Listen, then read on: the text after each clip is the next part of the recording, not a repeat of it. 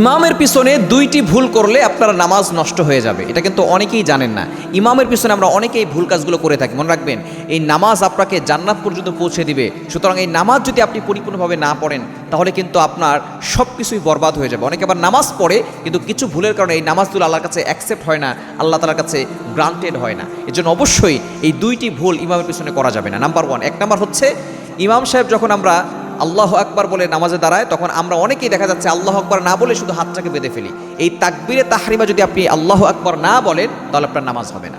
অনেকেই দেখা যাচ্ছে যে প্রথমে এক রাকাত পায় নাই, তার নামাজ এক রাকাত ছুটে গেছে, সে এসেই আল্লাহু আকবার না বলে এসে নামাজে দাঁড়িয়ে যাচ্ছে। এভাবে যদি আপনি নামাজে দাঁড়ান, আপনার নামাজ আদায় হবে না। এক নাম্বার ভুলটা অনেকেই করে থাকে, তারা আল্লাহু আকবার বলে না।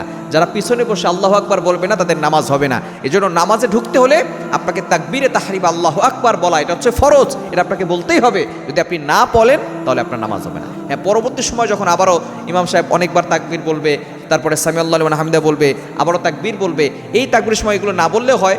তবে আপনি প্রথম তাকবীরে তাহরিমা যদি আপনি না বলেন, তাহলে আপনার নামাজ বাতিল হয়ে যাবে। এবং দ্বিতীয় নাম্বার হচ্ছে, ইমামের আগেই রুকু সেজদা আদায় করা। দেখুন, অনেকেই আছে ইমাম সাহেব আল্লাহু আকবার বলার আগে রুকুতে চলে গেছে।